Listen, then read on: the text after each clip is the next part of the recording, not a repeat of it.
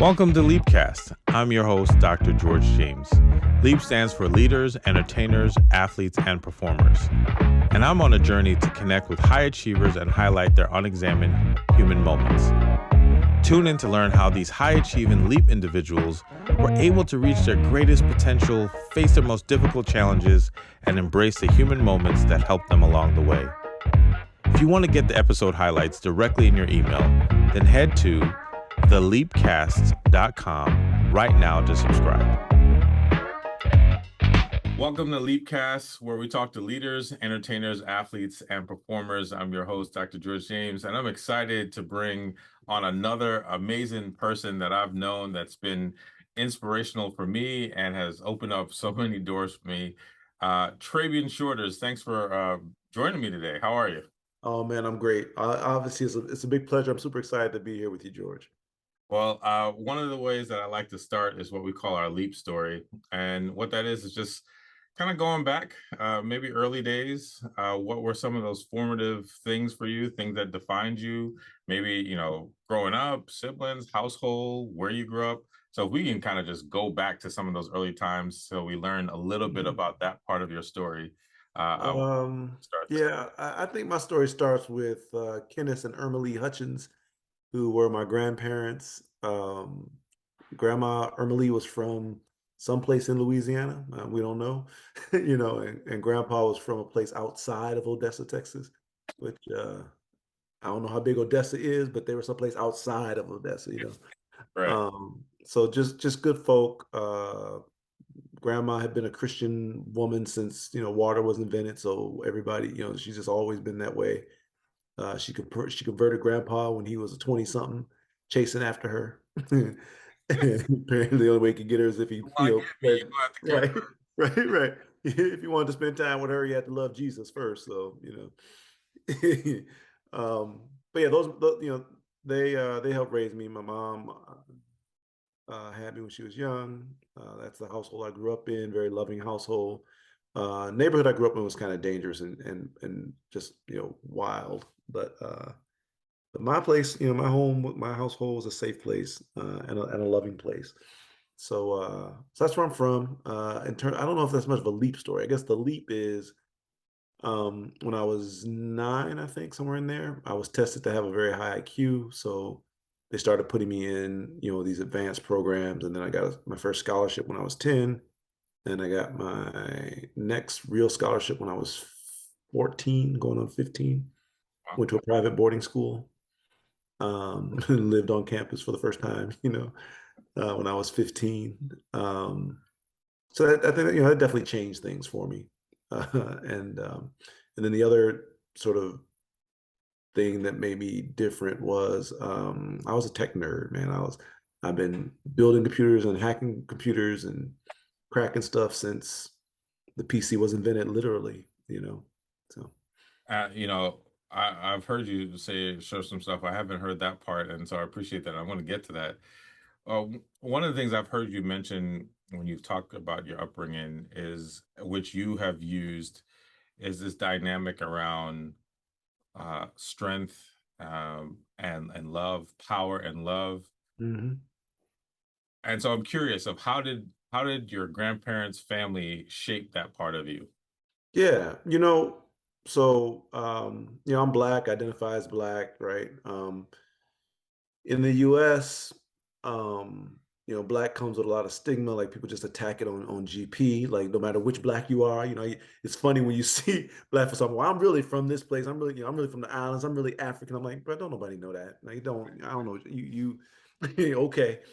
I guess They when just they see do what they something, see. right, when they do something crazy whack to you, it'll be like, well, he wasn't really black. He was something that stop that. But anyway, so um, because I was raised by these Southern Negroes, the idea that they were taught the love doctrine as a like their form of Christianity stemmed from this idea that God requires us to love each other the way that God loves us.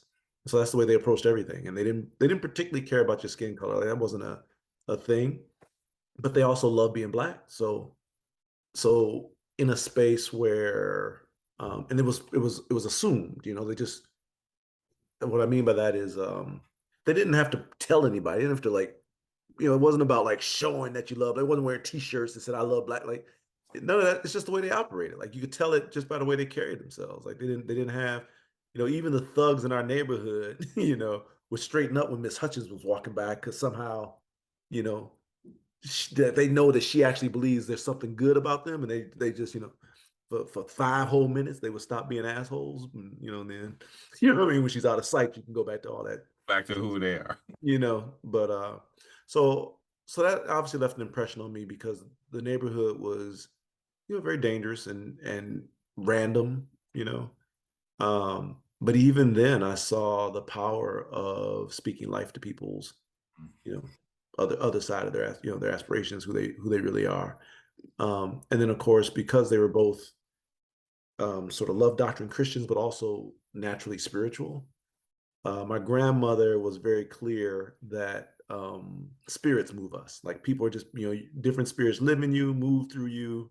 And so when you can speak to the spirit in a person, you can direct their actions. And when you know, only respond, like when you're being reactive, then, people set your temperature instead of you setting theirs. Now, I've always really responded to that, or it has pulled me in every time I've heard you just talk about some of those early times in your life and how that shaped you in this thought of like, love and power, love and strength. Mhm. Um, Mhm. and to recognize that, as humans, we're not just one way. As Black folks, Mm-mm. No, whatever, right?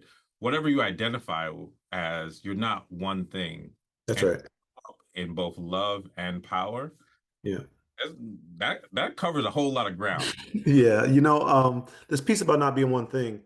I think the thing that actually does piss me off, like I'm just being honest, is um I think Black folks have a hard time loving themselves because there's so many voices telling you either you don't count, like either you're invisible, or if I see you, I'm going to see you in a diseased way, a broken way, a derisive way. And even, our parents and our friends and the folks we grew up with, they feed into it. Like some of the most harmful, ugliest things that, I remember hearing about Black people, I heard from Black people, you know what I mean? you know. And so when I say it pisses me off because um I genuinely love us, man. When you look at our history and you look at, like, the different African folks taken from all these different places and the ones who survived the Middle Passage and what it took to do that, and the folks who survived being enslaved and brutalized, and like when you really step back and look at who we actually are, it's fucking amazing. Like I probably should stop cussing on your show, but I'm just saying, like, it's amazing. Look, you It's just a say what I say. No, but I'm saying, like, when you step back and think about the folk who've had this kind of insanity done to them for centuries, Yeah, and if you just stop beating them for even a second, like the minute you stop, brutalizing them, like they just start to stand up straight and they start to love each other and heal those around them. We've always done that. We've always done that. yeah, Somebody does something bizarre and crazy to attack one of us randomly on the street, or whatever. Like there's riots, or like some shit jumps off. As soon as that moment passes, we're trying to figure out how to heal everybody. We don't want the attacker to be stigmatized, and treat like we there's something about us that wants people to be whole. And I'm amazed by that. We got every excuse in the world to just be evil to the world, but it's not the way we're cut, you no, know. Yeah. one, something that I know that I've experienced with you, and I'll share the story now, but we'll get into this more. Mm. Is how it doesn't matter how many degrees, it doesn't matter how much money's in your bank account, it doesn't matter what side of the tracks you are. You can carry this thought that you're not either good enough, or you don't measure, or Mhm. somehow you devalue yourself. Mhm. And I didn't realize how much I was doing it to myself until one of our encounters. And I share Oh, this, that. Yeah. right? And I love it. And the reason why I share it, one, is to just be transparent, is that it doesn't matter where you see me. It doesn't mean that I don't have my own thoughts that I have to Yeah. wrestle through. Yeah. And being in a space where someone just sees you for your greatness, sees you, Yeah. just loves you, right? Yeah. Yeah. That's one of the reasons why I've appreciated you, because that's who you are. You Yeah. just like your like your grandmother. There's a Yeah. way that people just kind of act right because they just feel that love, and they see someone seeing them in a greater way. Yeah. And like you said, like, Black folks, when there's a moment where they're not being beat up or not being criticized and they're Yeah, experiencing love, it comes out. And yeah. how have you been able to do that? Like, what has allowed you to do that in so many spaces for so many people? Honestly, brother, I think it's who we want to be. Like, I'm not even um because my wife over time has asked me, like, why do people like I'm the dude that, like, if I get into a cab and I'm driving from like the airport to the hotel, on the way the cab driver will like divulge his secrets and, like, Yes. like, tell I me know about the affairs that he has. I didn't ask about none of this stuff, you know what I mean? Like, but my point is, I just think people want to be safe. They want to feel, they want to let it off. They want to take a chance and be kind to somebody for no reason. You know what I mean? Like, so it's not. I don't think I have to do that much. Like, I think I have to, like, the thing is, like I said, I genuinely love Black folks, and honestly, because I love Black people, I can love other people. I get into these circles. Yeah, I go to all these different communities and leadership networks that I'm in. And I remember I was at the Aspen Institute, and they asked us to do a round of introductions and say. So I stood up, and the first thing I said to the group was, "I love Black people. I'm Trabian. I love Black people. I've always loved Black people. I think Black folks are dope." And I ran on for about a minute. And I said, and I also run this organization. But I know that probably felt weird to this room full of white folk, but it's just facts.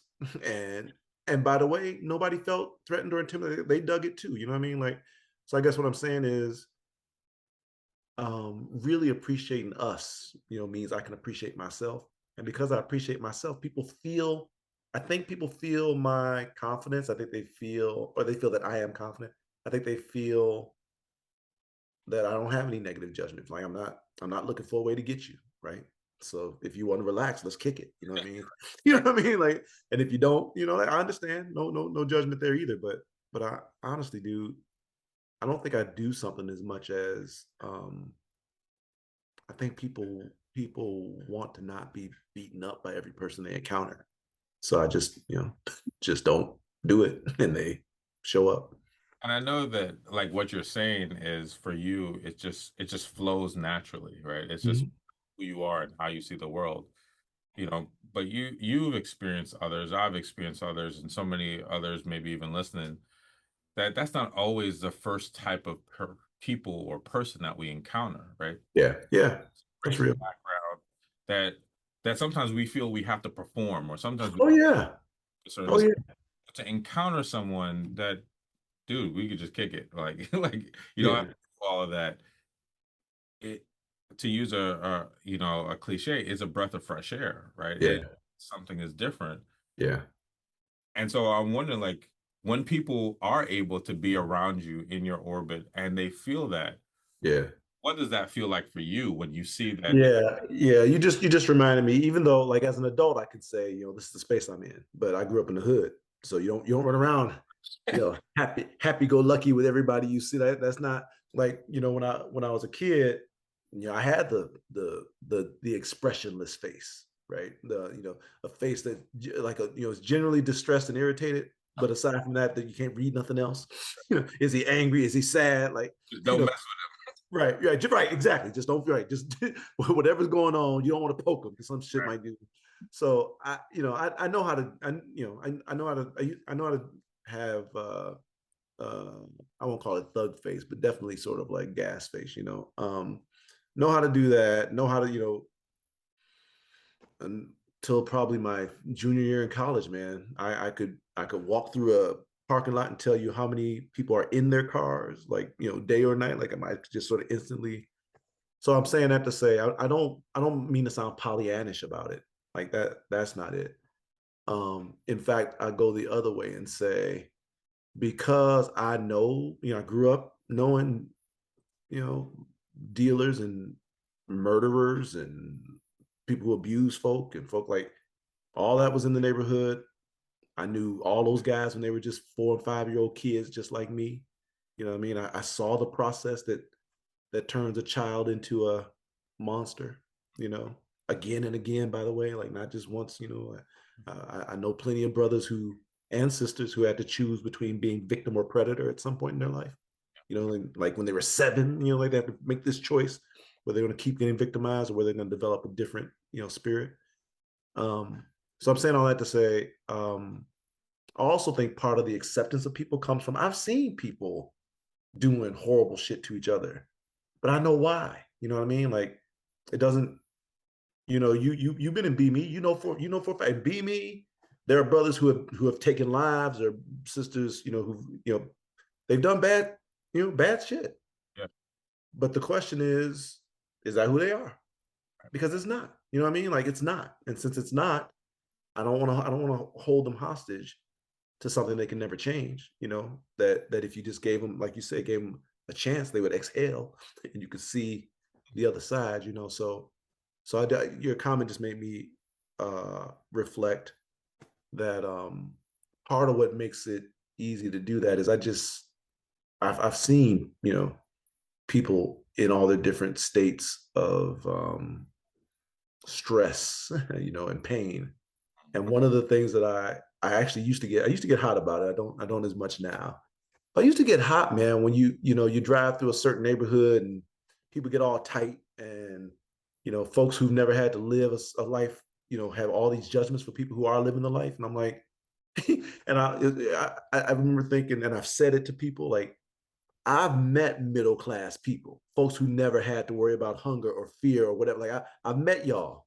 If y'all had to live for one day in the communities that these kids and family, you would lose your flipping mind and be way more violent, way more evil, way more. So I know people like they're doing what they can to survive, and you just don't have an appreciation for how difficult that is when the world is trying to, tear your soul out, right? And so now finally to answer your question, how I feel when people reflect back, that they feel seen, that they feel um, validated, recognized, any of those things. I feel like I'm in a community. Like that's what it is. I feel like if I I mean you rock like anybody like when you see somebody and they're a good dude and this is a good sister and now it's like, well, we are a community of two right now. You know what I mean? And when there's three of us, we're a community of three. Like it's great to be a community. It's great to belong somewhere and to know that the person across from you is somebody you can genuinely value. So I feel like, yeah, when that happens, I just feel connected to them. Yeah, I love, just all that you're sharing. And yeah, like I think part of what I'm also hearing from you is that you've just been able to personally experience multiple parts of life Yeah, and man. also have learned from other people. Like I feel like I'm one of those people that I don't have to go through it to learn. Right? Learn It from saves the time. Amen. And because of that, I feel like I've learned a lot about life. Yeah, It sounds like your lens is so wide that you picked up on your own personal experiences, your grandparents, yeah, people in the hood, people in middle class, wealthy folks, yeah, to then be able to say, I get it. yeah, I get a part of it at least, right? yeah, Like, and share that with other people to yep, feel seen, which I think is yeah. just so powerful because once again, it doesn't always happen that way. No, I think that's fair, and I'm glad you brought up wealthy folk because going from the hood to Cranbrook, or this ivy color covered, sort of like literally my high school was behind cobblestone walls and had like a bell tower, and there are ivies on the dorm. Like it was really like it was very like the way you imagine the joint. It was like that, you know what I mean? And That's so what they modeled it after. right, exactly, you know what I mean? Like in fact, since it was in the Detroit area, I remember, I think my sophomore, maybe my junior year in high school, our dining hall looked like the dining hall from like Harry Potter. Like it's high ceilings, the big wooden tables, the whole and literally the chairs and stuff from our dining hall were on display at the Detroit Museum of Art, because the guy who designed all of it was this dude named Elio Sarin, and he's apparently a famous artist. But the point is, like, it was that kind of like um, off planet, experience for a boy from the block. And one of the things I learned there, like really early on, which totally freaked me out, and I'm sure had an impact on how I approach life. I learned that rich kids struggle. Yes. They do. I, I, I was what it was just hard to wrap my head around that they feel. I knew kids who felt basically abandoned. They felt alone. They felt inadequate. Right? They had literally the best teachers like that money could buy. Like literally, like several of our high school instructors had PhDs. Like they were doctors. You know what I mean? Like Mhm. um, so, but none of that, meant that they didn't have to deal with stuff. You know what I mean? So that was a surprise. Also, to be brutally honest, the other surprise. Well, there's two other surprises. Uh, I'll save the brutal one for last. But the second surprise was, I used to think that like rich kids had everything handed to them. You know what I mean? Like, Mhm. they do their thing and then they grow up and they take over mommy and daddy's company and like um, but after being at Cranbrook, I realized if you go from junior kindergarten all the way through the high school, senior graduation in one educational community, which is you can do at Cranbrook, and then you go on to the best schools because you got the pedigree for it, you've literally been training your whole life Yes. to run daddy's company or mommy's company. Yes. So in a fair and open competition, you're gonna win. Like there's nobody better Yeah. prepared to do it. I went Plus the to high people school that for you're around, plus the experiences and exposure in mommy and or daddy's company, all of that. look. I went to school with both Carol and Chris Illich, who, if you don't know Detroit, the Illich's own Little Caesars and like a third of Detroit. You know what I mean? So I went to, Dan Gilbert owns a third and the city owns the other third, right? But the point is, but I went to school with those guys, and in all, honestly, I always thought Carol was like the smarter of the, Chris is running the company now. But the point I'm just trying to make is, um, they had been prepared for what they're doing now. Yeah. There is nobody who could out, be better at the job than they are. They've been, they've been working at it for a long time, right? They understand the family, they understand the business, they understand money, they understand like. So I'm saying all that to say, I used to think rich kids had stuff handed to them. Nah, not really. You know what I mean? Like, there's nobody better prepped than they are. So fair enough. And then the third thing that was a big surprise to me is they're not smarter. And I don't mean Chris and Carol specifically. I just mean wealthy kids are not smarter. That I've been with the guys on the block who can figure out literally how to do almost anything, and I've been with with well educated, well prepared, but not particularly smarter folk, and that was mind blowing. That was a game shifter for me because it meant that even though these folk have more resources, have been prepared, have been better prepared, they're not better. Like that's not what's going on. They are better resourced. They are better cared for. No, I appreciate like, you highlighted that because, in growing up where I tell people often, my parents worked hard and I'm grateful for how hard they worked. And, we weren't below the line, but we were far above the line. I didn't get I didn't get free lunch. I probably could have qualified for maybe some of the You know what I'm saying? Right. You're bobbing. right, Keep your head above the we water. made it. Yeah. And I talk about how, I didn't have Nikes, I had Pro Wings.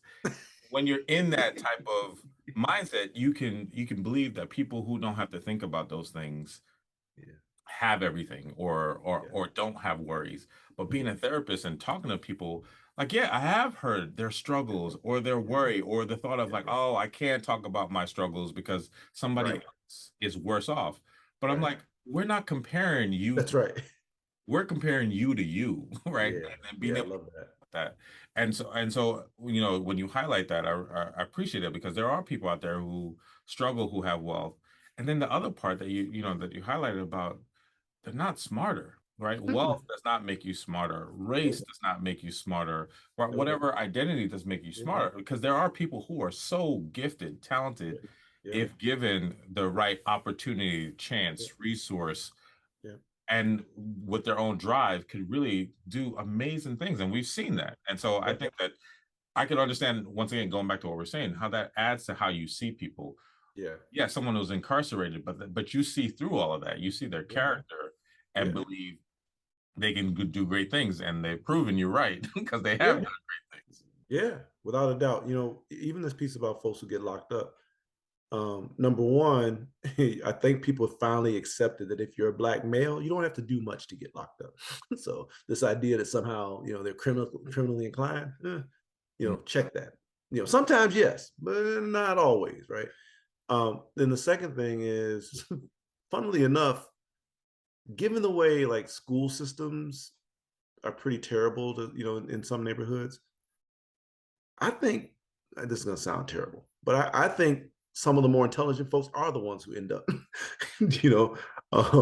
doing criminal stuff because they figure out that it's a setup. They figure out the hustle, and they're like, "Well, I'm not going to play the game. We'll do something different." And obviously, that's a web that leads you in the wrong places. But all I'm trying to say is this assumption that just because somebody is locked up, now what tends to happen is they don't like, but legit literacy is low. Like all the things the school was supposed to do for you weren't done Yep. typically.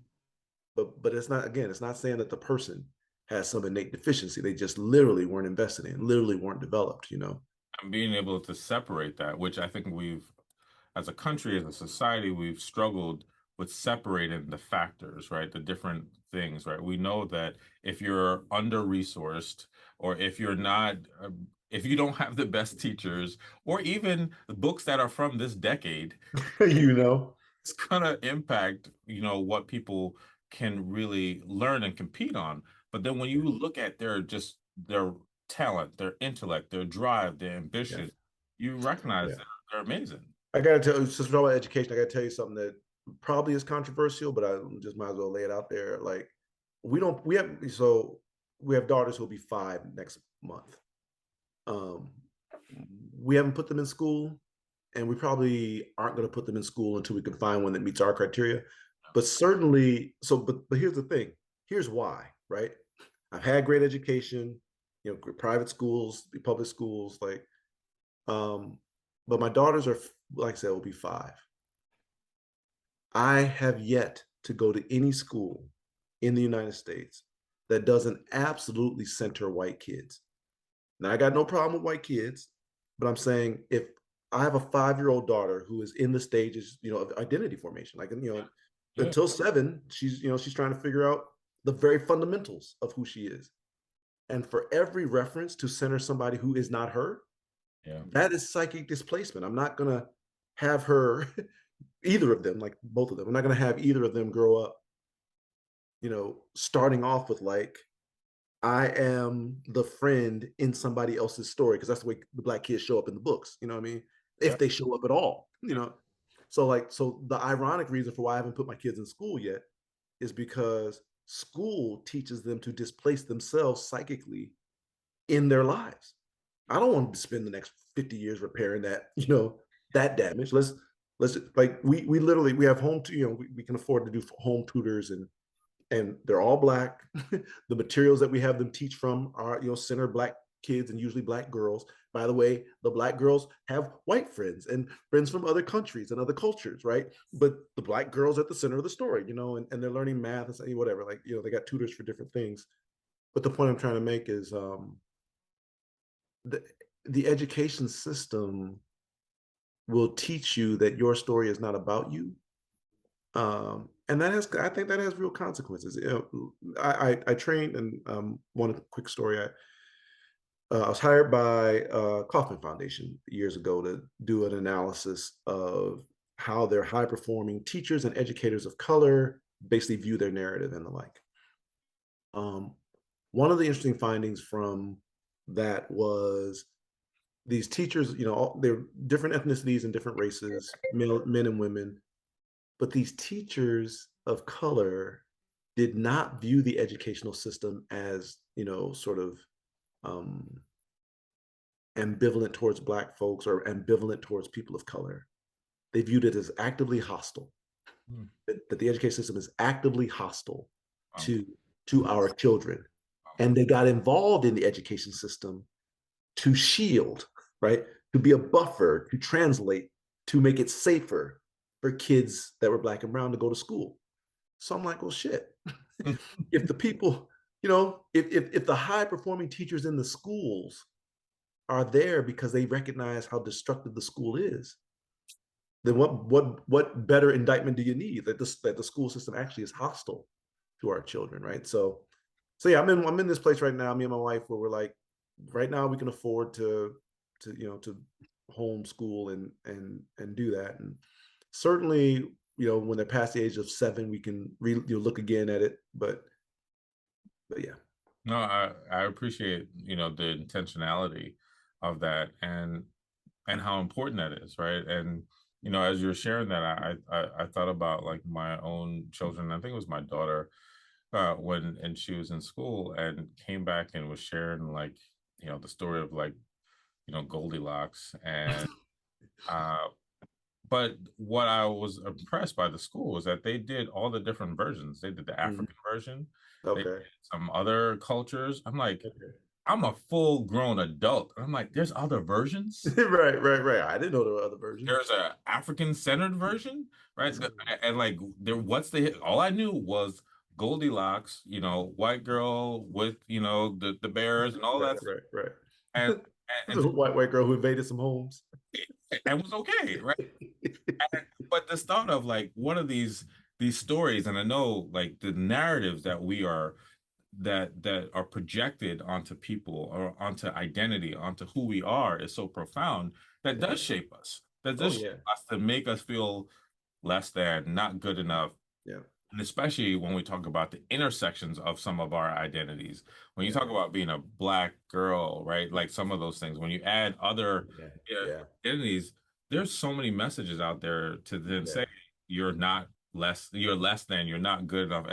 Yeah. And I know narratives and stories are so important to you, so I can understand why you would make such a choice with your daughters Yeah. to not have those narratives Yeah. infiltrated in their mind about Yeah. who they are and who they can be. Yeah. Yeah. And you've met them. They're super like just they're happy kids. Like, like I tell my wife that I'm just amazed by our kids, 'cause like I said, I grew up in the hood. And so now that we're bougie middle class Negroes, I'm like, these girls have literally no idea. Like my brother was in town a couple of days ago, and we were just cracking jokes about being hungry, earlier, when we were growing up and stuff. But we were laughing because we both have kids now, and our daughters have no idea, like none. Like they think, like when they when they if it's 30 minutes past lunchtime or dinner time, they start saying, "My belly is hurting."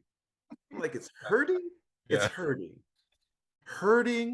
Like you literally have you can't tell the difference between a little hunger pain and actually pain, you know what I mean? Like, so we love that they have no clue, but yeah, but my point is, I tell my wife, like, I love that. I think that's wonderful because you and I both know for a fact that plenty of kids, by the time they're 5, you can see the wounds in their eyes. They yeah. So Like you said, have made these choices about themselves, about their families, about the world that take some time to really kind of work through.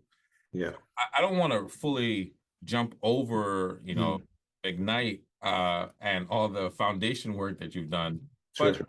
that was important, right? Like I'm wondering how did that shape the work that you're doing now? How would you say You those talking about foundation land or foundation yeah. world?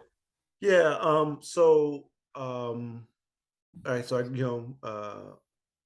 Negro tech nerd from the hood grows. Little boy tech nerd from the hood grows up. Uh, Went to Michigan State. Go Spartans. Yes. I graduate and went to work for the Detroit News because I was interested in journalism at the time. Did a very short tour there and got into tech, which is also my interest, right? So I do the tech company.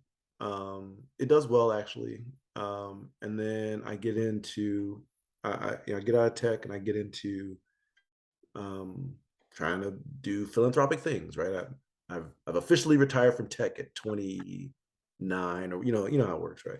So I'm out of that now. I want to do something good with myself, and so I started. I worked at Ashoka for a while. I then went from Ashoka to the Knight Foundation. And Nice. so the interesting thing about Knight Foundation is it's led by this guy named Alberto Ibarguen, who I love. Like, it's funny.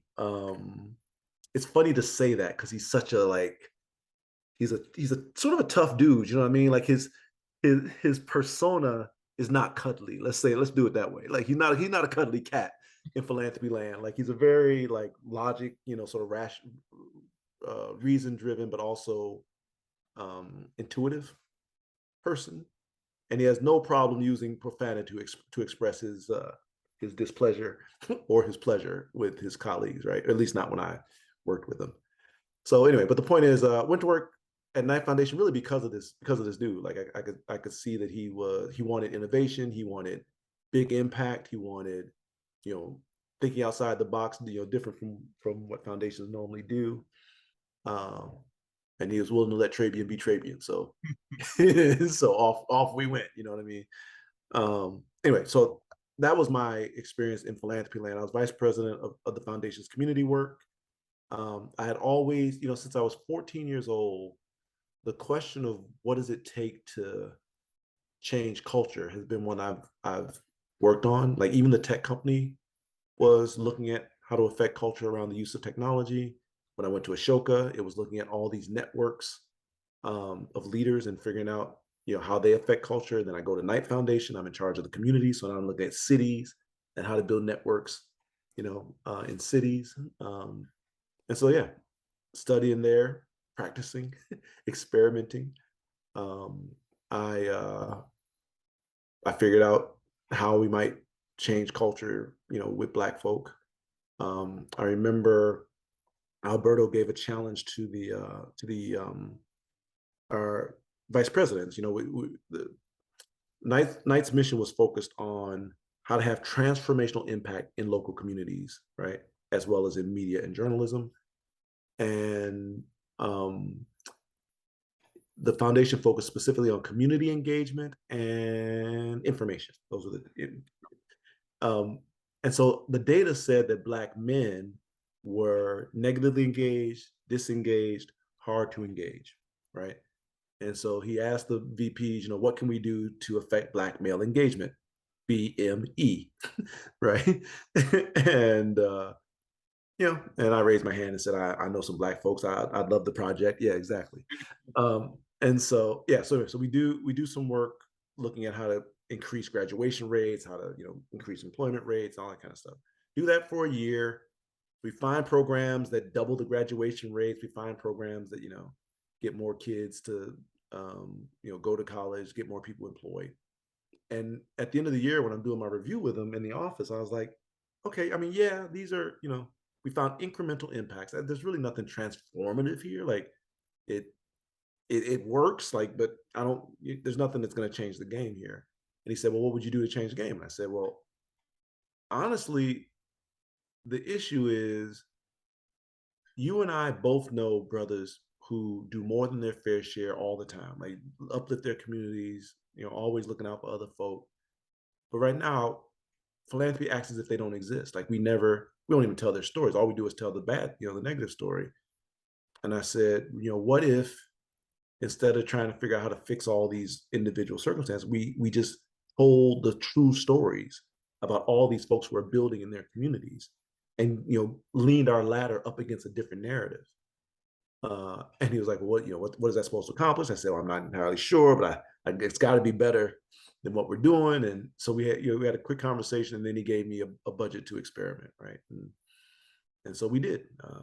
And a couple years later, actually not even a couple, a year later, I'm saying to him, the results are dope. I love what we're seeing. I want to do this full time. Thank you for time at Knight Foundation. He said, oh, all right. I suspected it would go this way. We got to build you out of the foundation, right? So let's do another round of this project, and at the end of it, we'll spin you up, and that's how it happened. So, And what I appreciate among many things is how I feel like each thing led to the next, right? Your exploration from the beginning, probably from your grandparents, about culture, about community, about Black folks, right? To the tech company, to Ashoka, to Knight Foundation, like this through line of like who you are and your character and what you wanted to do. And then here's this opportunity to do it. yeah. and Yeah. then you go and you do it, and you're like, yeah, this is what I've been searching for. All Yeah. right, I'm out. Uh, Yeah. and in that, right, I know that created Be Me, Yeah. Yeah. Totally. and that allowed you to then take so much of what you've been doing and kind of push it forward. Yeah. And so, how would you describe Be Me? I know I have my thoughts. Yeah. Yeah. So I'll set it. I'll fasten it by connecting the dots. So, like I said, 14-year-old Trabian experiencing, gang violence, crack all of a sudden being a thing, the decline of our economy, the shutting down of the factories, the ghettofying of my neighborhood, right? I experienced that, and at the same time that's going on, I'm seeing in the news and on TV the reporting about how it is the black boys, these teenage black boys, that are the problem, that are destroying the community. And I'm like, I'm a teenage black boy. I'm trying to figure out how to survive in all these changes. And literally, the public is blaming me Mm. for the condition of my neighborhood. Like, when did children get to be in charge of the condition of the community? Like, it was, it irked me even at that age. Okay. And so the question that my little nerd brain locked on to is, it seems like those who aren't from the hood don't understand the hood. So Yes. so they can't solve it. So it's going to take one of us to figure out how to evolve the culture. And I said, look, I've seen so many kids die for no damn reason. I'm Hmm. going to spend my life trying to figure this out. Right. And so all the other things were me trying to figure out one question. Like, the reason it seems to all flow together is because I would literally chase jobs and opportunities based on whether I thought it could help me understand the next part, which is funny. Like, just real quick. So Yes. my career arc confuses people, right? Because I was a tech guy and blah blah blah. Like, but even before doing that, for instance, I graduate college. I go to work at the Center on Philanthropy for a little while, studying philanthropy, American traditions of philanthropy, as well as doing research for the center. And at one point, I get offered a master's fellowship, full ride, right, to get my master's degree, and I turned it down You don't say that. because I wanted to move to DC to continue to advance this mission that I had in my mind, right? Because in that year, Clinton had been elected. I I and some other folks had helped AmeriCorps to become a law. And so I had learned in the process that all these national organizations exist in DC. So I was like, if I'm trying to organize a national movement, I can move to a national city and just, Right. right. So that made sense to me at 26 or whatever age I was. And so, so the point is, so when they offered me this fellowship, this master's fellowship, I'm like, well, that's not on the path. Right. So I Thank turned you, it. but no So thank so I turned it down because in my mind I was gonna move to DC and work at an organization whose job it was to, like, bring about the next generation of civil rights leaders. That's how I was thinking about it back then, right? So I moved to DC. I worked for Public Allies, helped them get set up and start their first several offices and all that. That their mission is not about creating the next generation of civil rights, but within 6 months of moving there, I end up leaving Public Allies, going to work at the National Urban Coalition. The National Urban Coalition is running a fellowship program you. whose purpose is to develop the next generation of civil rights leaders. And I go to work there for, I think, a month or two, and my boss quits. I get promoted to running the fellowship program, and within 6 months of moving, I'm doing exactly what I moved there to do. Right. Right. And so the point I'm trying to make with that quick caveat is, the reason why the story seems to all fit together is because it does all fit together. Like, I had a conviction on my spirit at a transition, an important point in my life. Everything since then has been about following what I honestly feel like God has called me to do. Like, so as long as I follow, the pieces appear. You know what I mean? And so I go to work at Knight Foundation. I've always had this idea about how do we change the culture, and then bang, bang, bang. Next thing you know, I'm running Be Me, and that was a very long way of saying what Be Me is. So now, um, I love the arc. But go ahead, finish. yeah. So Be Me community. There's a couple ways to think about it. Probably the simplest way is, Be Me is Black leaders building upon Black love to make a better society for everyone. That's sort of like, if I were to turn it into a catchphrase, that's it. Like, but what we do is, Be Me is all about identifying Black brothers, sisters, like folks of all genders, Black folks of all genders, identifying folk who show up a certain way in their community. They care about other people. Folks trust them because they show up, because they're reliable. They're the ones that you can actually count on, right? And we find this certain psychographic, because it is a psychographic. It's not just a like title or job position. There's a certain mentality for whom, if they are not doing things to benefit their tribe, they can't feel good about themselves. You know what I mean? And you work in psychology, so you know there are people who can feel fine about themselves without giving back to anybody, right? But there's also a temperament for whom what they do to benefit the tribe is part of their structure for self-worth, right? So those are the people you want. Like, we build community based off of that personality type, because that personality type, when they experience, a boon, they make sure the boon is shared, Yeah. right? And that personality type is used to carrying more than their fair share of responsibility. They're used to being burdened. So that means they're also used to feeling isolated. Mhm. They're used to feeling pressured, right? So Be Me takes the personality type that is most likely to benefit society, gives them a place where they're no longer isolated. They're no longer, pressured. They can be appreciated. They can be loved. We will remind them to take care of themselves. We will do things to encourage them to be good to themselves and each other. So their natural proclivity to be a benefit to society is now actually being supported. Yeah. You know what I mean? Here's a place where we don't shit on each other. We don't. Like, one of the things I love about Be Me, and you're part of the fam. One of the things I love about Be Me is I hear folks in the community say all the time, "Oh, when I find out somebody was a Be Me brothers," I'm like, "Yeah." The answer is yes. Like, "Oh, I didn't. Oh, you part of the clique? Oh, Right. I know what kind of person you are. I will help you." You know what I mean? Like, so I love that all those sort of messages that Black folks are taught to tell other Black folks about crabs in the barrel, and we don't do this, and never do business with your family, all that. And Be Me, it's like, "Oh, you wanted to click? We good. We good. What you need?" You know what I mean? Like, it's not a. So I love that, right? Uh, Um, and I love it, all of that. I love how you've been driven for a long time, understanding, even what you've mentioned, your purpose, your calling, what you're supposed to be doing, and how you've made intentional moves or been led to these moves along the way to be where you are and to have created Be Me.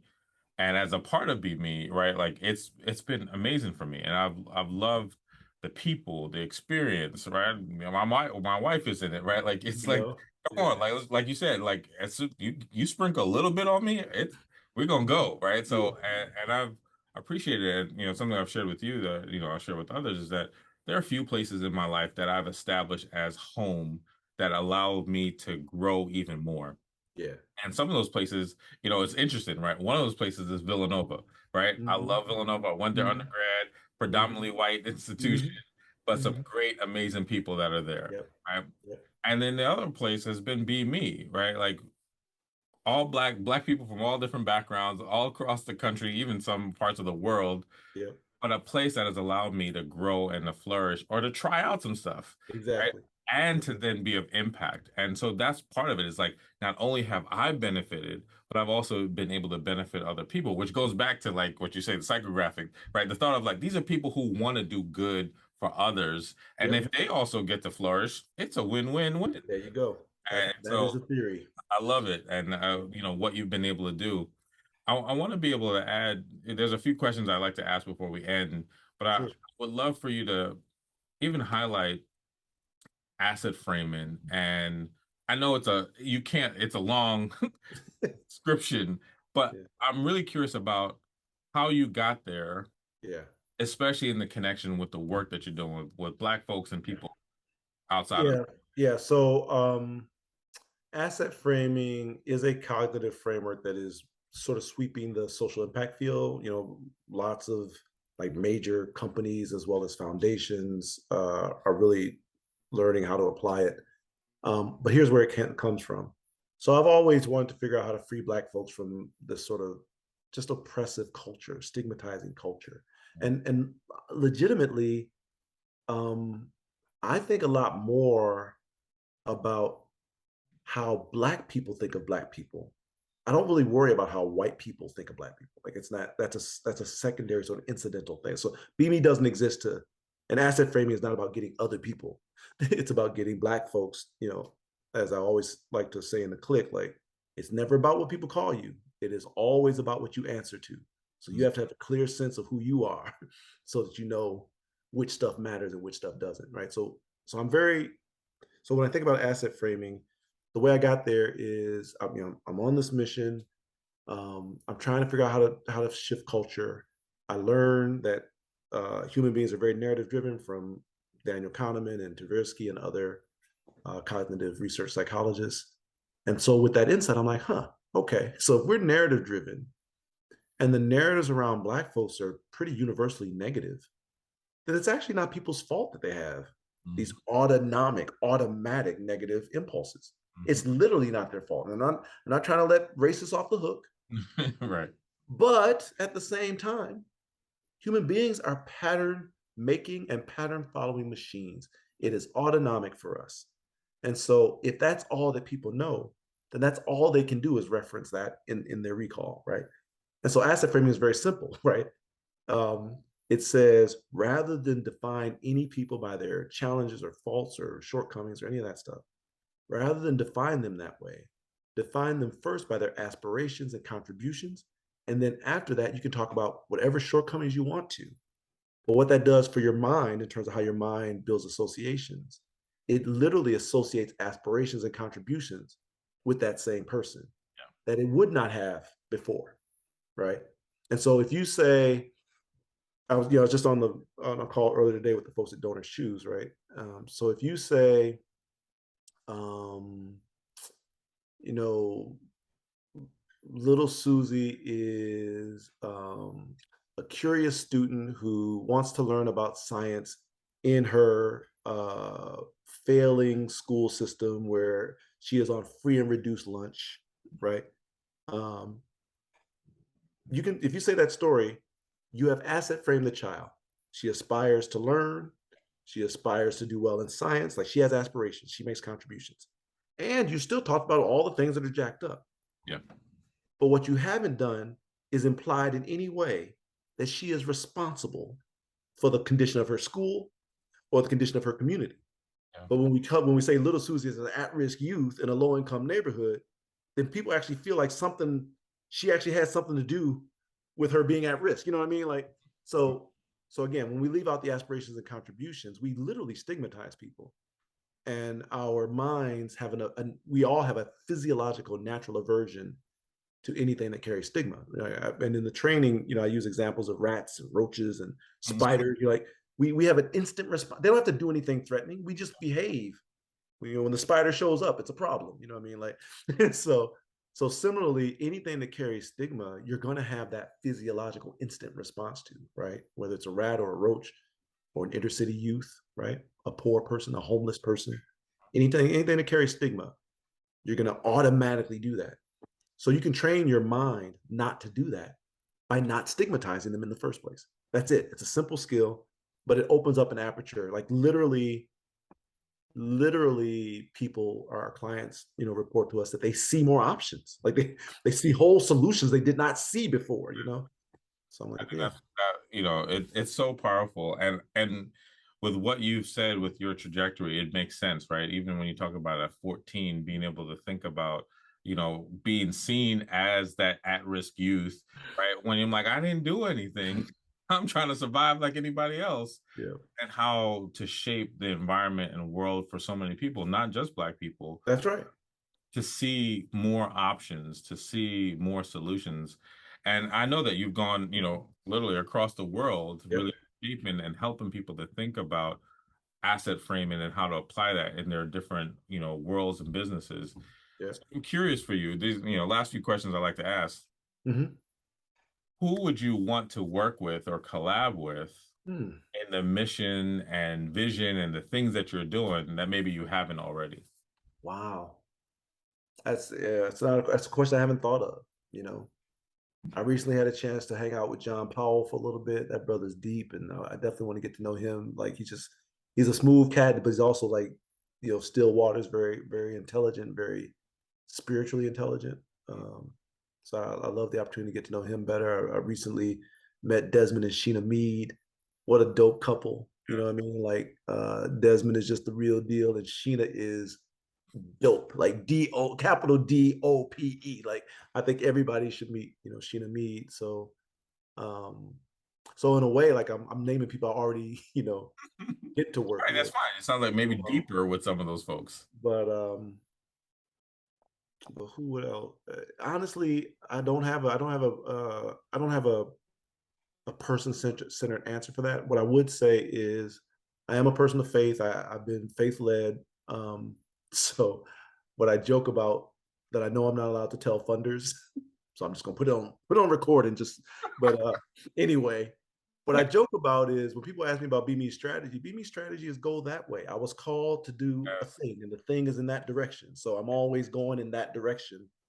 And what has happened throughout my life is be faithful to the calling, and the resources show up, the people show up, the insights show up. Um, there's no way I couldn't have predicted meeting George James.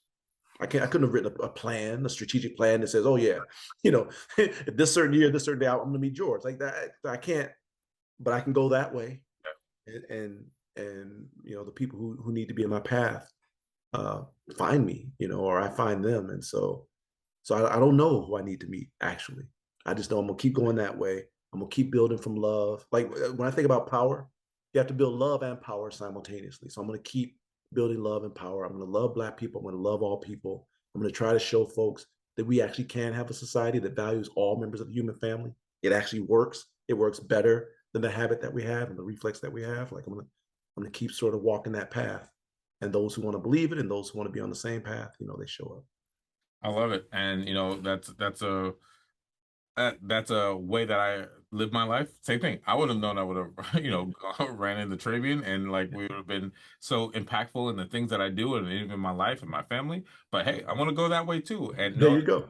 Yeah. that's the last thing I heard is go forward. So I'm like, all right, that's what you know, and the funny thing about that, like, it's hard. Like, I don't usually, I don't lead off stuff whether I'm a Christian or whatever. But um, what I find interesting is a lot of, like, if you're younger, a lot of people think that, like, if you have a calling or whatever, like, you go that way and it's supposed to work out. It's supposed to be like yeah. essentially smooth sailing. And I'm like, no, actually, no. Like, there's plenty of valleys, like anything. There's plenty of like setbacks, and and the even I haven't shared a ton in my story, but there were, and I guess what I'm trying to underscore is being faithful to your calling doesn't at all mean that it'll be easy. Doesn't at all mean that you won't be injured, that you won't be sad, you won't be broken at some, like, all that stuff might come with the journey, right?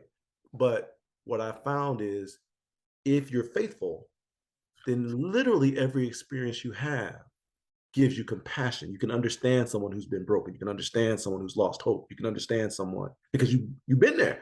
You know what I mean? You don't have to pretend it, So as the saying goes, that all things work for good.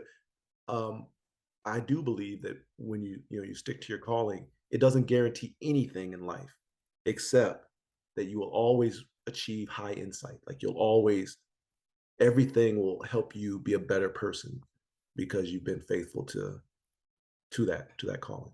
I mean, I love that, and I try to live by that. And I've seen that because I believe life comes with a fair share of challenges and that are unique and personal. But if you're able to see it as part of you going that way, you can make sense of it, or it starts to Yeah. make sense. Yeah. Last two questions I like to ask. Mhm. One, what does mental wellness mean to you? Yeah. Well, you know that for years I avoided trying to see a shrink. Like, I was like, because and I think in part because I was used to carrying so much that I thought that, what if the psychologist uncovers something that I can't handle? I need to, like, just shut down for a month. Like, I can't drop all these balls I'm juggling. Like, too many people depend on me to stay, whatever.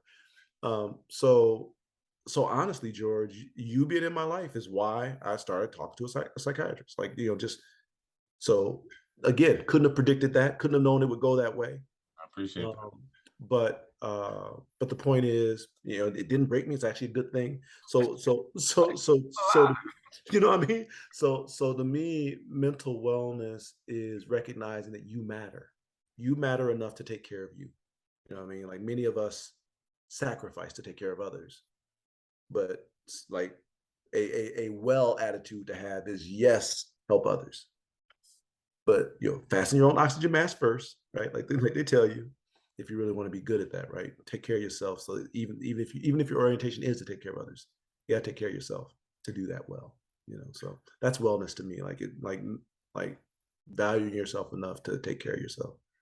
And I appreciate you sharing that. And once again, right, how being in a opportunity to not only know you and others, to just show up as my authentic self, and then in doing that, how that impacts other people. Yeah.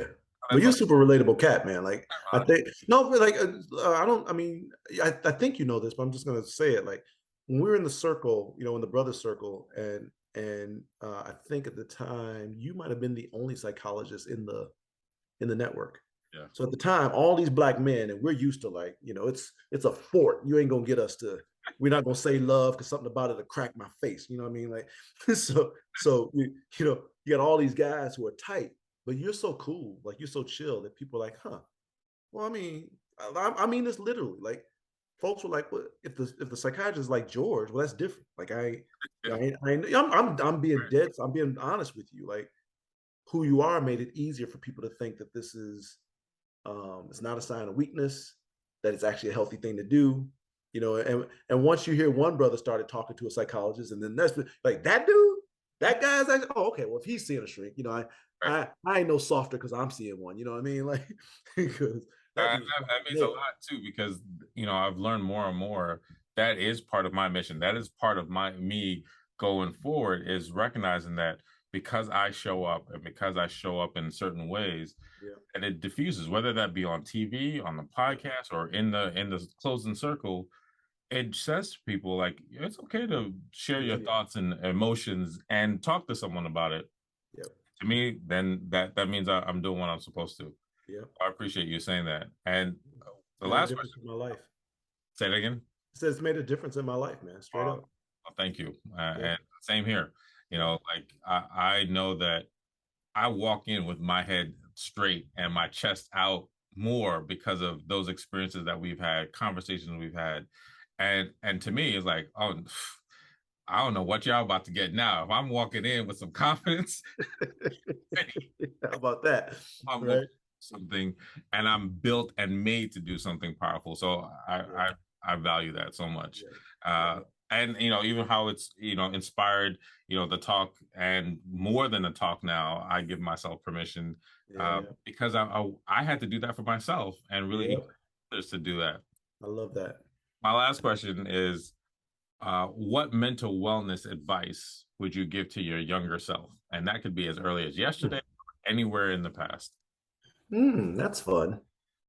Um, Also, plug for I give myself permission. It's dope, and I think George's first time might have been with Be Me. So it's like It was. It it's a was good, being me that, yeah. once again, home where it was crafted, developed, and then when I came back with it, it was 10x from the first I'm time because saying of Be it's Me. dope. Um, Mental wellness advice I'd give my earlier self actually was to forgive yourself. Like forgive. Like I would have told myself to forgive. So um, I mean, I'm sure other people have had it, but like when you're from a place that collapses and there's so much suffering and pain, but you actually get out, survivor's guilt is a real thing. I got friends who die, like people who die, like what I mean, they never had a chance to live really. And so then you get out of the hood and you're in this weird space that's called normal society, you know what I mean? And it's people have reactions that are not like they're not immediately, everything is not, when I was in Pontiac, I tell people like in Pontiac, my hometown, Mhm. the difference between a disagreement and a fist fight was about 3 seconds. You know what I mean? Like there's not a not a lot of rational, you know what I mean? Like, you know what I mean? Like what? And then it's like, ah, shit, here we go. Right. So my point is, when you get out of that, when I got out of that, I felt guilty. I felt like um, people have died, and here I am. And even like there was a point where even my sense of calling, I think, was tied to guilt. It was the sense of like, you alive, so you got to do something for all those folk who died. You know what I mean?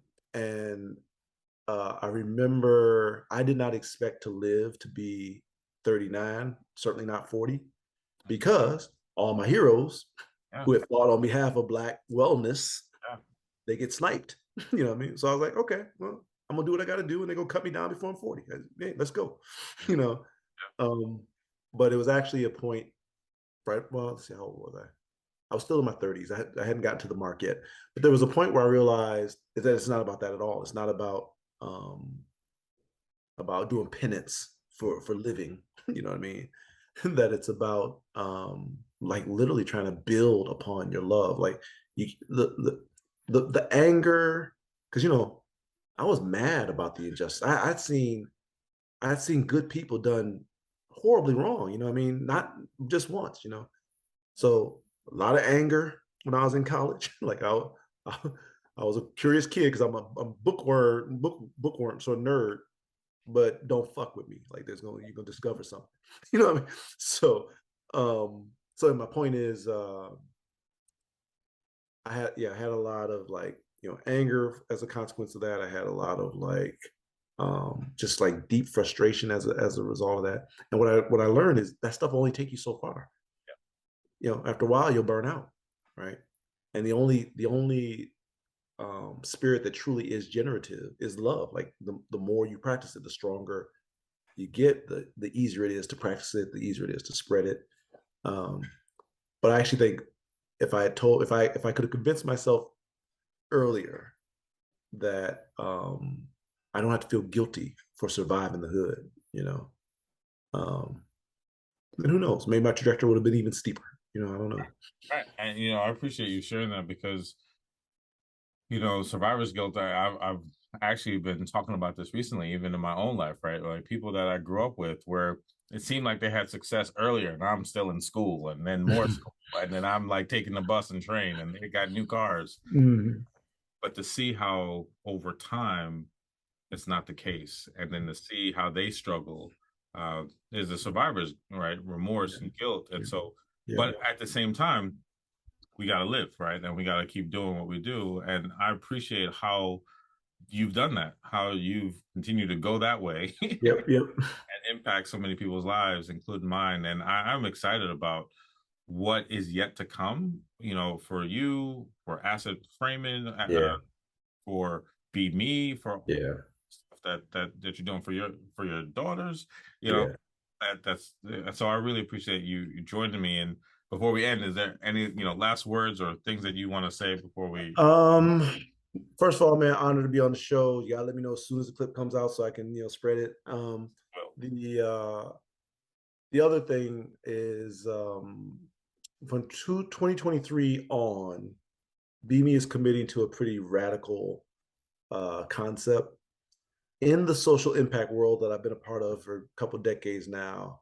We're going to actively campaign to destigmatize Blackness, right? Like this idea that just because you're Black, all these sort of negative associations come in, and you got leaders, so people who run foundations, corporations, large nonprofits who still stigmatize Black folks as their main way of engaging, right? All their stories are about the poor, downtrodden Negro, and they tell you about who's the poorest and who's had the worst this and who had the worst. That's the only way they teach society to think about us. So we're going to try to de-weaponize nonprofit land against Black folk. Like, and my theory is, if we can do this for our folk, they'll learn how to do it for all folk. mhm. And the reason why I don't start with the all, right, is because Black Lives Matter. Like, you got to be able to say Black Lives Matter, then you can say all lives matter too. But if you're going to substitute us, like we're going to introduce you to a concept and you're going to throw us under the bus rather than include us, that ain't going to work. So in my thought, um, if we can get folks to recognize that we want to define Black people by their aspirations and contributions, it'll be easy to define all people by their aspirations and contributions. So we're going to take it on. We're going to take it head on because too many great Black folks are getting underfunded, right? They have to over explain and over justify their qualifications, right? Because the sector that says it's about helping people still practices stigmatization. So we're gonna take it on. I love it. And, just once again, just pushing forward, right? And that as you push forward, there's so many people that are either equipped or healed or energized or mobilized, or just say, I'm down. Yeah, Uh, as a Yeah. result of that, and it just keeps building upon each other. Of course, like yeah, you lose one here or there, Yeah. and more come on. And so Yeah, like that's right.